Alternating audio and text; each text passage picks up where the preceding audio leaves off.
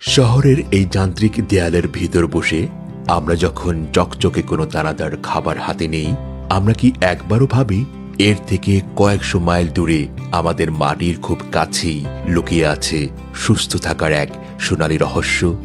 পুষ্টি and পিউরের team যখন কুয়াশা ভেজা ভোরে চাঁপাইনবাবগঞ্জের সেই মেটো পথ দিয়ে হাঁটে, তখন কানে আসে আস্ত আখের রস মাড়াই করার সেই চিরাচরিত শব্দ। আমরা সেখানে শুধু গুড় দেখতে যাইনি, গিয়েছিলাম আখের রসের সেই আদি প্রাণটাকে অনুভব করতে। কোনো রাসায়নিক ছাড়াই যখন সেই রস ঘন হয়ে সোনালি গুড়ায় রূপ নেয়, সেই সুদা ঘ্রাণ কোনো এসি রুমে বসে কল্পনা করাও কঠিন। কেন আমরা ধীরে ধীরে প্রকৃতির এই অকৃত্রিম উপহারগুলো থেকে দূরে সরে যাচ্ছি?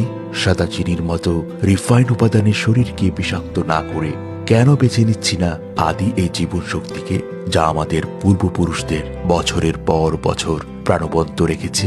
আপনার সকালের এক কাপ লাল চা কিংবা প্রিয়জনের নাস্তায় যখন চাঁপাইনবাবগঞ্জের এই বিশুদ্ধ ঘ্রাণ মিলেমিশে একাকার হবে, তখনই আমাদের এই মাইলের পর মাইল ছোটাছুটি সার্থক হবে।